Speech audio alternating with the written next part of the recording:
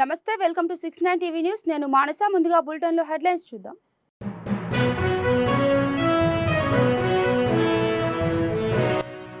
కేసీఆర్ దూరదృష్టితో రాష్ట్రంలో వందల క్రీడా అకాడమీలు నెలకొల్పారు. కాంగ్రెస్ ప్రభుత్వ పాలనలో క్రీడలు అనాథగా మిగిలిపోయాయన్న ఆర్ఎస్ ప్రవీణ్ కుమార్.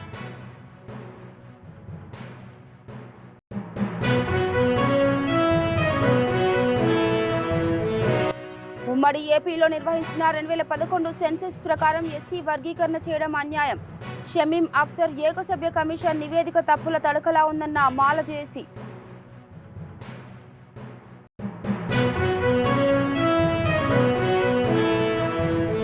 కేంద్ర ప్రభుత్వం విద్యను కాషాయీకరణ, ప్రైవేటీకరణ చేస్తుంది. దేశంలో ప్రతి ఒక్కరూ యూజీసీ డ్రాఫ్ట్ను వ్యతిరేకించాలన్న ఏఐఎస్ఎఫ్ నాయకులు.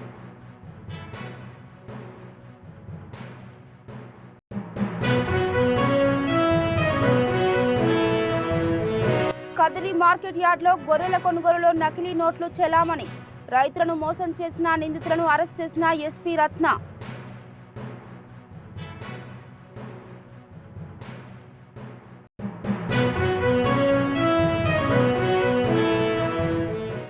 ఇక డీటెయిల్స్కి వెళ్తే, కాంగ్రెస్ ప్రభుత్వ పాలనలో క్రీడలు అనాథగా మిగిలిపోయాయని టీఆర్ఎస్ నాయకుడు ఆర్ఎస్ ప్రవీణ్ కుమార్ ఆరోపించారు.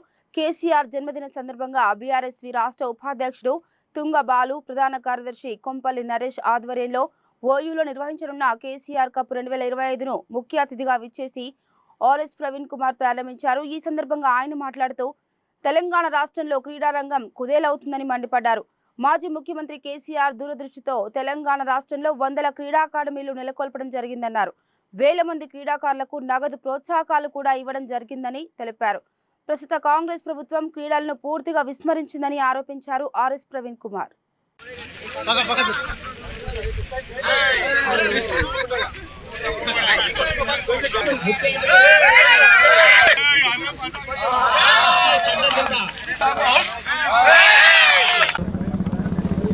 తెలంగాణ కళ నిజం చేసిన పోరాట యోధులు పెద్దలు గౌరవనీయులు మరి కల్వకుంట్ల చంద్రశేఖరరావు గారి జన్మదిన సందర్భంగా ఈరోజు భారత రాష్ట్ర సమితి విద్యార్థి విభాగం మరి కేటీఆర్ గారి మార్గదర్శనం మేరకు ఇక్కడ ఉస్మానియా క్యాంపస్లో ఒక గొప్ప క్రికెట్ టోర్నమెంట్ను పెట్టడం జరిగింది. మరి దాన్ని ఇనాగరేట్ చేసే అవకాశం నాకు వచ్చింది. మరి ఈరోజు కాంగ్రెస్ ప్రభుత్వం ఆనాడు కేసీఆర్ గారు క్రీడల పట్ల ఎంత ప్రేమ, వాత్సల్యం, ఒక గొప్ప దూరదృష్టితో మరి గొప్పగా ప్రోత్సాహకాలు అందించారు. వారు హయాంలో వందల క్రీడా అకాడమీలు పెట్టడం జరిగింది. అదేవిధంగా వేల మంది క్రీడాకారులకు నగదు పారితోషికాలు కూడా ఇవ్వడం జరిగింది. తెలంగాణ రాష్ట్రం రకరకాల క్రీడల్లో చాలా గొప్పగా రాణించింది. జాతీయ స్థాయిలో కానీ అంతర్జాతీయ స్థాయిలో కానీ. నిజంగా కాళ్లకు చెప్పులు వేసుకోలేని కుటుంబాలు, కూలీ కుటుంబాల్లో పుట్టిన బిడ్డలు అత్యంత ప్రతిభా పాఠవాలు కనబరిచి మరి ప్యారిస్ యూత్ గేమ్స్లో, అదేవిధంగా ఏషియన్ గేమ్స్లో కూడా పోయి తెలంగాణ రాష్ట్రం కోసం, భారతదేశం కోసం పథకాలు తీసుకొచ్చిన ఆనాటి తెలంగాణ ఈరోజు కాంగ్రెస్ దుష్ట పాలనలో పూర్తిగా అనాథగా మిగిలిపోయింది. క్రీడారంగం అయితే కుదేలైపోయింది. ఈరోజు పాఠశాలల్లో క్రీడా మైదానాలు సరిగా లేవు. అదేవిధంగా క్రీడలకు ఎలాంటి ప్రోత్సాహకాలు లేవు, క్రీడాకారులకు ఎలాంటి ప్రోత్సాహకాలు లేవు. కేవలం ఒకరిద్దరికేవో డిఎస్పీ ఉద్యోగాలు ఇచ్చి, లేకపోతే 1 లక్ష రూపాయలు, 1 కోటి రూపాయలు ఇచ్చి చేతులు దులుపుకుంటుంది తప్ప తెలంగాణలో క్రీడారంగాన్ని అభివృద్ధి చేయాల్సిన బాధ్యత అనేది పూర్తిగా కాంగ్రెస్ పార్టీ మర్చిపోయింది. మరి ఈరోజు క్రీడారంగం పూర్తిగా కుదేలైనందువల్ల విద్యార్థుల లోపల బలవన్ మరణాలు ఎక్కువైపోతూ ఉన్నాయి. ఇప్పటి వరకు తెలంగాణలో 56 మంది బిడ్డలు ఆత్మహత్యలు చేసుకున్నారు, విషాహారం తిని చనిపోయినారు. అదేవిధంగా రకరకాల కారణాల వల్ల చనిపోయినారు, అనారోగ్య కారణాల వల్ల. ఈ పిల్లలందరూ కూడా క్రీడారంగం వృద్ధి చెందుతుంటే కాంగ్రెస్ పార్టీ ఈ కమిషన్ల వ్యవహారం బంద్ చేసి ఈ 10% కమిషన్ తీసుకోవడం కానీ, లేకపోతే భూములు కబ్జా చేయడం కానీ, లేకపోతే అస్మదీయులకు మాత్రమే కాంట్రాక్టులు ఇచ్చుకునే కుంభకోణాలు చేయడం బంద్ చేసి ఉంటే క్రీడాకారులందరికీ కూడా డబ్బులు వచ్చిండేవి. క్రీడా మైదానాలు మరి ఒక హైదరాబాద్ క్రికెట్ స్టేడియం లాగా, ఈడెన్ గార్డెన్ లాగా, లేకపోతే మరి గచ్చిబౌలి స్టేడియం లాగా ప్రతి గ్రామంలో కూడా క్రీడా మైదానాలు తయారయ్యేవి. కానీ ఈరోజు ఆ పరిస్థితి నిజంగా క్రీడాకారులు ఆడుకునే గోషామహల్ స్టేడియంను కూడా ఖతం చేసి ఇవాళ దాన్ని ఇంకొక హాస్పిటల్కి ఏదో మరి ముఖ్యమంత్రి గారు కట్టబెడతా ఉన్నారు. అంటే క్రీడల పట్ల ఆయనకి ఎంత మరి వాత్సల్యం ఉన్నదో మనకు చాలా క్లియర్గా అర్థమవుతున్నది. అందుకొరకు మరి ఇలాంటి పరిస్థితి పోవాలని తెలంగాణ ప్రజలు 1000 దేవుళ్లకు మొక్కుకుంటున్నారు. మరి రాబోయే రోజుల్లో తప్పకుండా మళ్ళీ కేసీఆర్ గారి పాలన కోసం ఎదురు చూస్తూ ఉంది తెలంగాణ. ఉమ్మడి ఏపీలో నిర్వహించిన 2011 సెన్సస్ ప్రకారం తెలంగాణలో ఎస్సీ వర్గీకరణ చేపట్టడాన్ని తాము తీవ్రంగా ఖండిస్తున్నామని తెలంగాణ మాల స్టూడెంట్ జేఏసీ మాల ఫెడరేషన్ నాయకులు అన్నారు. ఉస్మానియా యూనివర్సిటీలో ఏర్పాటు చేసిన సమావేశంలో మాల విద్యార్థి సంఘాల నాయకుడు మందాల భాస్కర్ మాట్లాడుతూ 2011 జనాభా లెక్కల ప్రకారం వర్గీకరణ నివేదిక ఇవ్వడం సరికాదన్నారు. షమీం అఖ్తర్ ఏకసభ్య కమిషన్ నివేదిక తప్పుల తడకలా ఏకపక్షంగా ఉందన్నారు.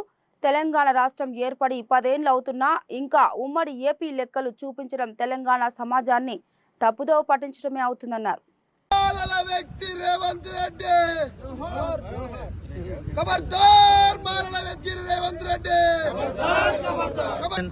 మరియు ఉస్మాన్ యూనివర్సిటీ ఉన్న ప్రొఫెసర్ల ఆధ్వర్యంలో ముఖ్యంగా షమీం అఖ్తర్ రిపోర్టుని ఈ రాష్ట్ర ప్రభుత్వం అసెంబ్లీలో పెట్టి వర్గీకరణ చేస్తున్నామని చెప్పినటువంటి తీరును తీవ్రంగా ఖండిస్తూ ఉన్నాం. ఆ రోజు 1997లో 1981 లెక్కల ప్రకారం వర్గీకరణ చేస్తే అది 2004లో కొట్టివేయబడినది. ఈరోజు రేవంత్ రెడ్డి గారు 2011 లెక్కల ప్రకారం వర్గీకరణ చేశాడు. ఇది పారదర్శకంగా శాస్త్రీయంగా లేదు కాబట్టి దీన్ని కూడా కొట్టివేస్తారనే విషయాన్ని మేము గుర్తించదలుచుకున్నాం. ముఖ్యంగా 2011 లెక్కల ప్రకారం దళితుల జనాభా 54,32,680 ఉన్నది. మరి షమీం అఖ్తర్ కమిషను 52,17,684 అని నిర్ధారించింది. ఈ యొక్క లెక్కలని ఒకసారి పునరాలోచన చేయాల్సినటువంటి అవసరం ఉందని చెప్పేసి మేము రేవంత్ రెడ్డి గారికి చెప్పదలుచుకున్నాం. 2014-16లో టీఆర్ఎస్ ప్రభుత్వం లెక్కలు చేస్తే 63,60,158 లెక్కలు చెప్పింది. మరి 2014-16 లెక్కల ప్రకారమేమో 63,60,000 చిల్లర ఉంటే మరి రేవంత్ రెడ్డి గారు షమీం అఖ్తర్ లెక్కల ప్రకారం 52,17,684 ఉంది. ఈ లెక్కలను ఒకసారి ఆలోచన చేయాలి. ఇది తప్పుల తడక. షమీం అఖ్తర్ రిపోర్టు తప్పుల తడక అనే విషయాన్ని గుర్తు చేస్తూ మేము ముఖ్యమంత్రి రేవంత్ రెడ్డి గారు కానీ అందులో ఉన్నటువంటి ఉప కమిటీ ఏర్పాటు చేసినటువంటి మంత్రి బృందం కానీ మీరు ఈ లెక్కలపైన స్పష్టత ఇచ్చి మీరు చేసినటువంటి ఏబీసీ వర్గీకరణ సరి అయింది కాదని మీరు లేటెస్ట్ లెక్కలు తీసిన తర్వాతనే ఈ యొక్క వర్గీకరణ చేయాలని చెప్పేసి మేము డిమాండ్ చేస్తా ఉన్నాం. ఈరోజు కేంద్ర ప్రభుత్వము 2021లో ఈ యొక్క జనాభా కుల జనగణన జరగాల్సి ఉండే. ఇప్పటికీ 4 సంవత్సరాలైనా లెక్కలు తీయకపోవడాన్ని కేంద్ర ప్రభుత్వం లెక్కలు తీయాలని ఇక్కడున్న రాష్ట్ర ప్రభుత్వము అసెంబ్లీలో తీర్మానం చేసి పంపాల్సిన అవసరం ఉందని చెప్పేసి మేము డిమాండ్ చేస్తా ఉన్నాం. మాల సామాజిక వర్గానికి సంబంధించిన ఓ మేధావులారా, ఓ విద్యార్థులారా, ఓ విద్యార్థుల తల్లిదండ్రులారా, ఓ మాల ప్రజా సంఘాలారా, జిల్లాలో ఉన్నటువంటి 30 లక్షల మంది ప్రజలకి ఒక విజ్ఞప్తి చేస్తా ఉన్నాం. మీరు అసెంబ్లీలో తీర్మానం చేసి మేము వర్గీకరణ చేస్తామని చెప్పేసి మన మెత్తటి గుడ్డతో గొంతు కోస్తా ఉంటే మీరందరూ నిద్రపోయి ఉన్నారా? ఒకసారి ఆలోచన చేయండి.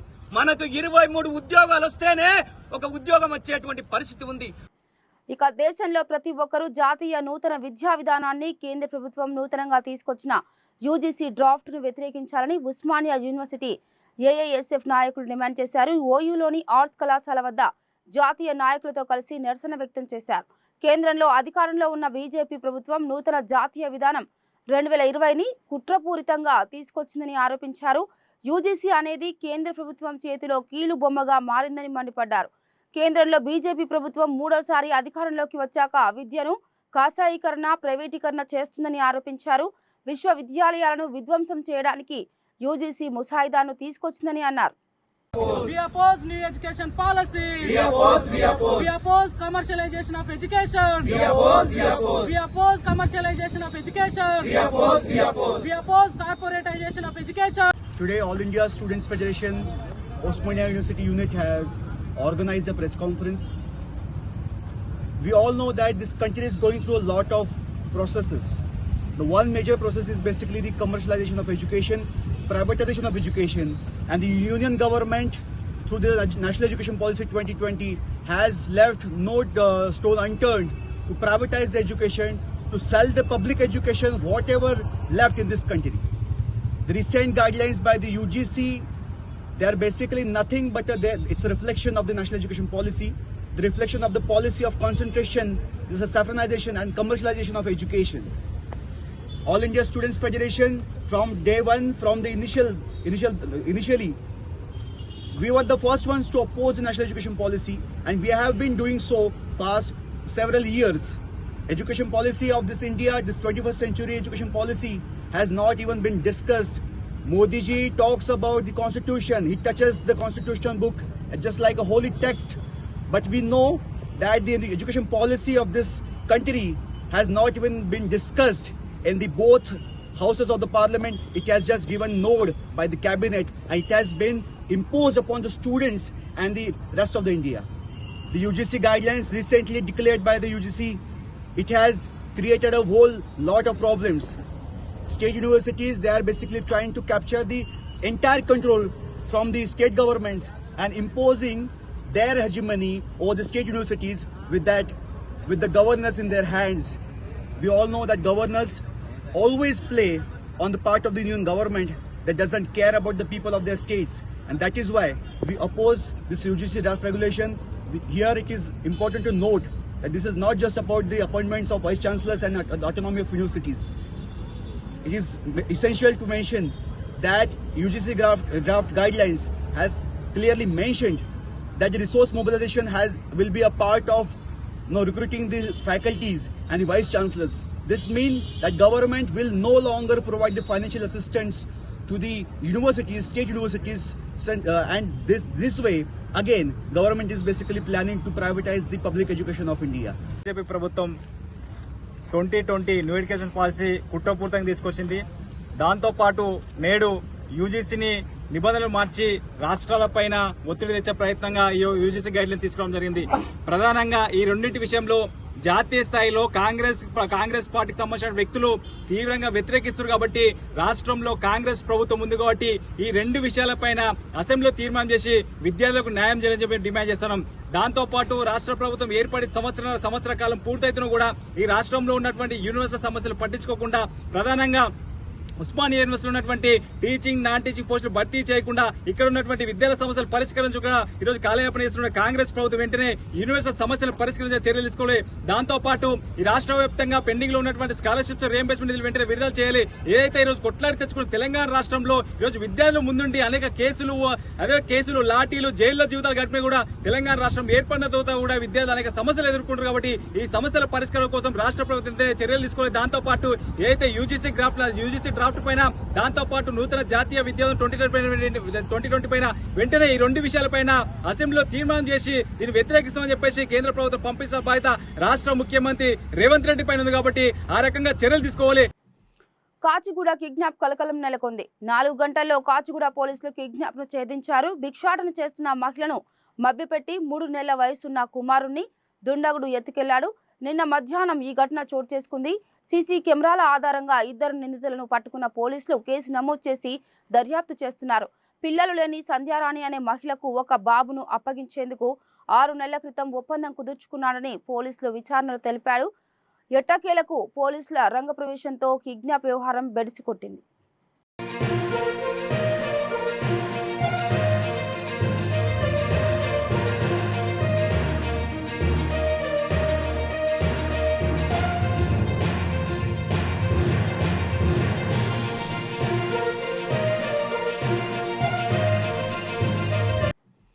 కాచిగూడ కిడ్నాప్ కలకలం నెలకొంది. 4 గంటల్లో కాచిగూడ పోలీసులు కిడ్నాప్ ను ఛేదించారు. భిక్షాటన చేస్తున్న మహిళను మభ్యపెట్టి 3 నెలల వయసున్న కుమారుణ్ణి దుండగుడు ఎత్తుకెళ్లాడు. నిన్న మధ్యాహ్నం ఈ ఘటన చోటు చేసుకుంది. సీసీ కెమెరాల ఆధారంగా 2 నిందితులను పట్టుకున్న పోలీసులు కేసు నమోదు చేసి దర్యాప్తు చేస్తున్నారు. పిల్లలు లేని సంధ్యారాణి అనే మహిళకు ఒక బాబును అప్పగించేందుకు 6 నెలల క్రితం ఒప్పందం కుదుర్చుకున్నాడని పోలీసులు విచారణలో తెలిపాడు. ఎట్టకేలకు పోలీసుల రంగప్రవేశంతో కిడ్నాప్ వ్యవహారం బెడిసికొట్టింది. Okay, good evening all of you. మనకు ఎస్టర్డే ఈవినింగ్ 7:30కి వరలక్ష్మి అనే ఒక ఆవిడ వచ్చేసి వాళ్ళ 3 months బేబీని ఒక అన్నోన్ పర్సన్ కిడ్నాప్ చేశాడని ఒక కంప్లైంట్ ఇవ్వడం జరిగింది. దానికి సంబంధించి మనము సీసీటీవీ ఫుటేజ్ వెరిఫై చేసి వాడు వెళ్ళిన ఆటోని తర్వాత ఎక్కడికి వెళ్ళాడనే ప్లేస్ని వెరిఫై చేసి వాడిని ఇమీడియట్గా అక్యూజ్డ్ పర్సన్ ఇమీడియట్గా పట్టుకోవడం జరిగింది. ఇందులో 3 persons అక్యూజ్డ్ ఉన్నారు. అందులో మెయిన్ అక్యూజ్డ్ అంటే మనకు ఈ డిమార్ట్ నుంచి పిల్లగాన్ని తీసుకుపోయిన అతను బోగా నర్సింగ్రాజు. ఇతను రెసిడెంట్ ఆఫ్ గౌలిగూడ, హైదరాబాద్. ఇందులో మెయిన్ ఇష్యూ ఏంటి అంటే ఈమె ఉమాపతి అండ్ ఇంకొక ఆమె పేరు ఏం పేరు ఒక దగ్గర పనిచేస్తుంటారు. ఈ సంధ్యారాణి ఆమెకు పిల్లలు లేదు. సో ఈ ఉమావతి ఆమె ఏం చేసిందంటే మాకు తెలిసిన ఒక అతను ఉన్నాడు, ఇట్లా అడాప్షన్ ఇప్పిస్తాడు అని ఆమెకు సంధ్యారాణికి చెప్పడం జరిగింది. సో సంధ్యారాణికి చెప్తే తర్వాత ఈ ఉమావతి ఏం చేసిందంటే రాఘవేందర్ అనేటోడిని పరిచయం చేసింది. రాఘవేందర్ అనేటోడు నాకు ఒక అతను తెలుసు, మీకు అడాప్షన్కి ఇప్పిస్తాం బాబుని అనే ఉద్దేశంతో వాడు వాళ్ళతోటి ఒక 1,50,000కి ఒక ఒప్పందం చేసుకున్నారు. అంటే 1,50,000 ఇస్తే మేము ఒక పిల్లగాన్ని తెచ్చి దత్తత ఇస్తాం అన్నట్టు చేసింది. బట్ వీడు అదే విషయము రాఘవేందర్ వీడు నర్సింగ్రాజుకి చెప్తే నర్సింగ్రాజు ఈ బాబుని కిడ్నాప్ చేసి వాళ్ళకి ఇవ్వడం జరిగింది. ఇది జరిగి కూడా దాదాపు 6 months నుంచి జరుగుతూ ఉంది. అంటే వాడికి వాళ్ళకు పిల్లలు లేని పేరెంట్స్ ఎవరైతే ఉన్నారో సంధ్యారాణి వాళ్ళకు మేము 6 months నుంచి ఇస్తాం తెస్తామని అట్లా జరుపుకుంటూ లేటెస్ట్గా ఈమె షాపింగ్కి వెళ్ళినప్పుడు అక్కడ ఈ బాబుని తీసుకొని వెళ్ళి వాళ్ళకు ఇవ్వడం జరిగింది. దీనికి సంబంధించి వీనికి దాదాపు 1,30,000 ముట్టినాయి. ఆ 1 lakh కూడా దాదాపు జూన్ నుంచి తీసుకోవడం జరిగింది. అనకాపల్లి జిల్లా మీదుగా పెద్ద మొత్తంలో రవాణా అవుతున్న గంజాయిని స్వాధీనం చేసుకుని 4గురిని అరెస్ట్ చేసినట్లు జిల్లా ఎస్పీ తుహిన్ సిన్వా చెప్పారు. ఒడిషా నుంచి అల్లూరి సీతారామరాజు జిల్లా మీదుగా అనకాపల్లి జిల్లాలోకి భారీ మొత్తంలో గంజాయి రవాణా అవుతున్నట్లు పోలీసులకు సమాచారం అందింది. దీంతో పలు చోట్ల వాహనాలు తనిఖీ చేపట్టారు. మాకవరపాలెం పోలీసులు పైడిపాలు జంక్షన్ వద్ద వాహనాలు తనిఖీ చేస్తుండగా బొలెరో వాహనంతో పాటు 3 బైక్లను ఆపి తనిఖీ చేయగా 250 కిలోల గంజాయి లభ్యమైనట్లు పోలీసులు తెలిపారు. కేసు నమోదు చేసుకున్న పోలీసులు ఈ అక్రమ రవాణా వెనుకున్న అసలు సూత్రధారుల కోసం దర్యాప్తు చేస్తున్నారు. అనకాపల్లి జిల్లాలో ఒక మంచి ఎన్డీపీఎస్ కేసు డిటెక్ట్ చేయడం జరిగింది. మన మార్నింగ్ 10 o'clock 10:30 కల్లా మనకి ఒక ఇన్ఫర్మేషన్ వచ్చింది from SB of Anakapalli district. మనం వెంటనే SHO Makavarapalem, CI Narsipatnam rural and SDPO Narsipatnam ఇది చెప్పడం జరిగింది. వాళ్ళు ఇక్కడ మాకవరపాలెం మండల్ పైదపాల జంక్షన్ దగ్గర 10:30 నుంచి వెహికల్స్ చెకింగ్ స్టార్ట్ చేశారు. అప్పుడు మనకి ఒక బొలెరో వ్యాన్ AP రిజిస్ట్రేషన్, ఇంకా 3 bikes as pilot bikes, first advance pilot, second main pilot, ఇంకా థర్డ్ రియర్ పైలట్. వాళ్ళు అక్కడ జంక్షన్ దగ్గర చెకింగ్ చేసినప్పుడు దొరికారు. పోలీస్ చూసుకుని వాళ్ళు పారిపోవడానికి ట్రై చేశారు. మన వాళ్ళు గుడ్ వర్క్ చేసేసి వాళ్ళు అందరిని పట్టుకున్నారు. ఇన్ టోటల్ ప్రెసెంట్లీ 4గురిని మనం అరెస్ట్ చేసేసాము. ఇందులో main driver and source from Koraput district మనం అరెస్ట్ చేయడం జరిగింది. ఈ సోర్స్ వచ్చేసి మనకి గుర్రల్ల పనుకు విలేజ్ కోరాపుట్ డిస్ట్రిక్ట్ నుంచి ఇది 515 kgs గాంజా సోర్స్ చేయడం జరిగింది.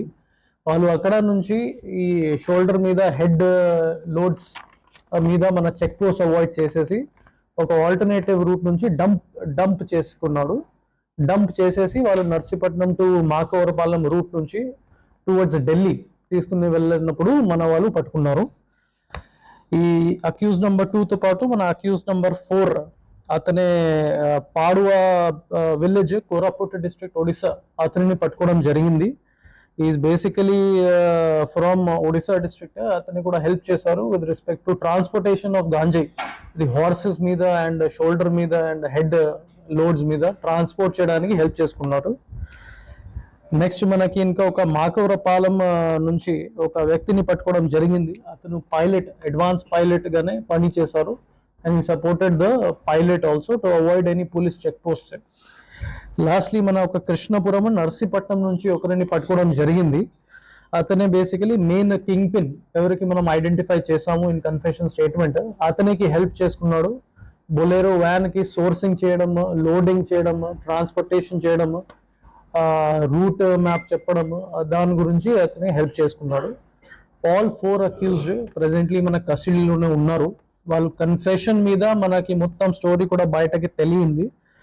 ఇన్ టోటల్ 6 అదర్ అక్యూజ్ ని కూడా మనం ఐడెంటిఫై చేయడం జరిగింది. In the short period of time వాళ్ళని కూడా మనం పట్టుకుంటాము. ఇక విజయనగరం బొబ్బిలి పట్టణంలో ఈ నెల 1న జరిగిన భారీ బంగారం డబ్బులు చోరీ కేసును పోలీసులు ఛేదించారు. దొంగతనం జరిగిన వారం రోజుల్లోనే నిందితుడిని అరెస్ట్ చేయడంతో పాటు 20 తులాల బంగారం, 40 లక్షల రూపాయలు స్వాధీనం చేసుకున్నారు. ఈ కేసులో క్రియాశీలక పాత్ర పోషించిన సిఐ సతీష్ కుమార్ పోలీస్ సిబ్బందిని జిల్లా ఎస్పీ అభినందించారు.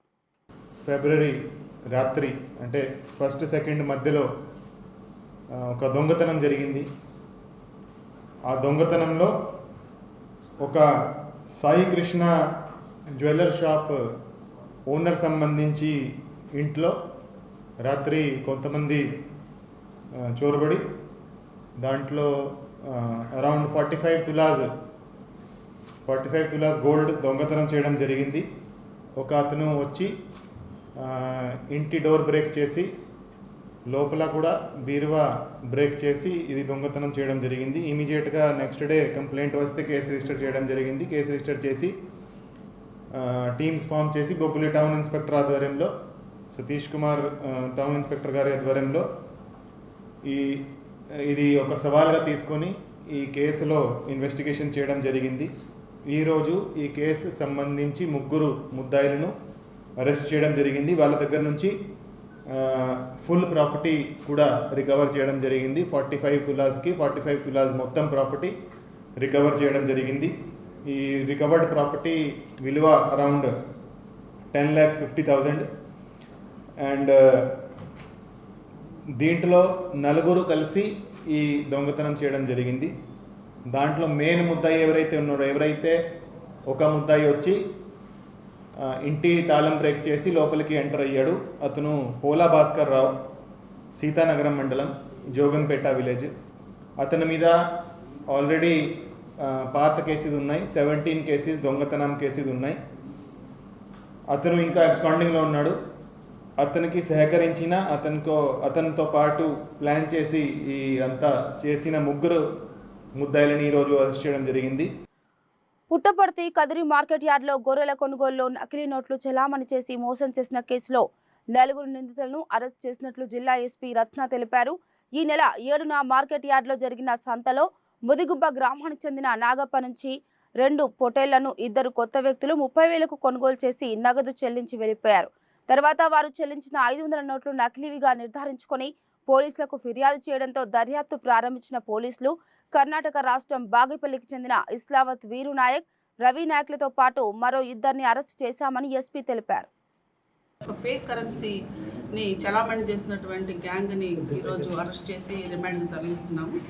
దీనిలో భాగంగా ఏంటంటే జనవరి 7వ తారీఖున ఉదయం 5:45 కుమ్మరవాండ్లపల్లి మార్కెట్ యార్డ్లో ముదిగుబ్బ ప్రాంతానికి చెందినటువంటి జన్నేపల్లి నాగేష్ అనే వ్యక్తి 2 పొట్టేళ్ళని 2 యువకులకి అమ్మడం జరిగింది. అప్పుడు సీసీ ఫుటేజ్ కూడా రావడం జరిగింది. దానిలో 2 యువకులు కూడా 25 నుంచి 30 ఇయర్స్ మధ్యలో ఉండటం జరిగింది. సో వాళ్ళు 2 గొర్రెల్ని 30,000కు కొనుక్కుని వెళ్ళడం జరిగింది. 30,000కు కాను 500 రూపాయల నోట్లు ఇవ్వడం జరిగింది, 60 నోట్లు. సో ఈ తర్వాత వాళ్ళు ఇంటికి వెళ్ళిపోయిన తర్వాత వాళ్ళు వెరిఫై చేసుకుని పక్క వాళ్ళు చెప్పిన దాని ప్రకారం చూసుకుంటే అవి నకిలీ నోట్లు అని చెప్పి వాళ్ళకి అనుమానం రావడంతో దాన్ని నిర్ధారణ చేసుకున్న తర్వాత పోలీస్ స్టేషన్కి వచ్చి కంప్లైంట్ ఇవ్వడం జరిగింది అదే రోజు. దానిపైన మనం అప్పటి నుంచి కూడా ఒక స్పెషల్ టీంని పెట్టడం జరిగింది ఈ కేసు డిటెక్ట్ చేయడం కోసం. ప్రత్యేకంగా టెక్నికల్ టీము అండ్ సర్వేలెన్స్ టీమ్ని దీనిలో పెట్టుకొని ఇన్స్పెక్టర్ నిరంజన్ రెడ్డి గారి ఆధ్వర్యంలో దీనిపైన వర్కౌట్ చేసి బాగేపల్లికి చెందినటువంటి వాళ్ళు 4 ముద్దాయిలు కూడా వీళ్ళు ఈ బిజినెస్ని వీళ్ళు చేస్తున్నారు. మహాకుంభమేళా సందర్భంగా ప్రయాగ్రాజ్లోని త్రివేణి సంగమంలో ముఖేష్ అంబానీ కుటుంబ సభ్యులతో పవిత్ర స్నానం చేశారు. తల్లి కోకిలాబెన్, కుమారులు ఆకాష్, అనంత్, కోడళ్లు శ్లోక, రాధిక, మనుమలు పృథ్వీ, వేదలతో కలిసి స్నానం చేశారు. గంగా, యమున, సరస్వతి నదుల సంగమం వద్ద అనేక మంది యాత్రికులతో కలిసి అంబానీ కుటుంబం ఆధ్యాత్మిక యాత్రలో భాగమైంది. నిరంజని అఖాడాకు చెందిన స్వామి కైలాశానంద గిరిజీ మహారాజ్ గంగా పూజను నిర్వహించారు.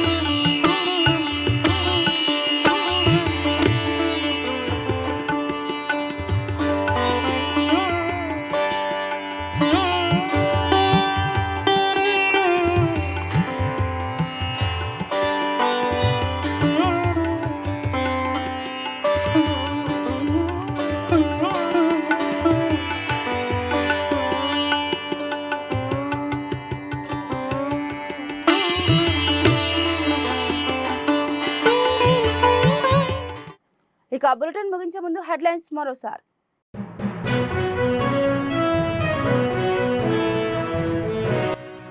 కేసీఆర్ దూరదృష్టితో రాష్ట్రంలో 100 క్రీడా అకాడమీలు నెలకొల్పారు. కాంగ్రెస్ ప్రభుత్వ పాలనలో క్రీడలు అనాథగా మిగిలిపోయాయన్న ఆర్ఎస్ ప్రవీణ్ కుమార్.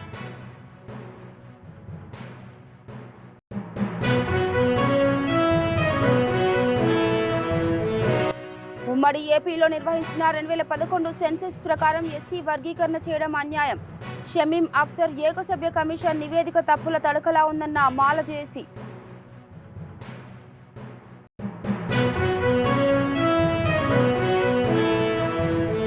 కేంద్ర ప్రభుత్వం విద్యను కాషాయీకరణ, ప్రైవేటీకరణ చేస్తుంది. దేశంలో ప్రతి ఒక్కరూ యూజీసీ డ్రాఫ్ట్ను వ్యతిరేకించాలన్న ఏఐఎస్ఎఫ్ నాయకులు.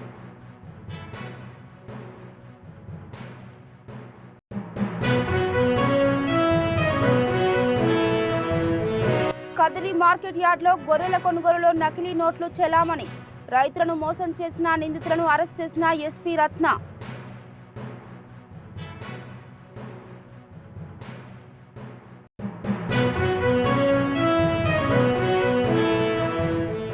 ఇవి బులెటిన్ అప్డేట్స్. మరో బులెటిన్తో మళ్ళీ కలుద్దాం. అంతవరకు చూస్తూనే ఉండండి 69 టీవీ న్యూస్. నమస్తే.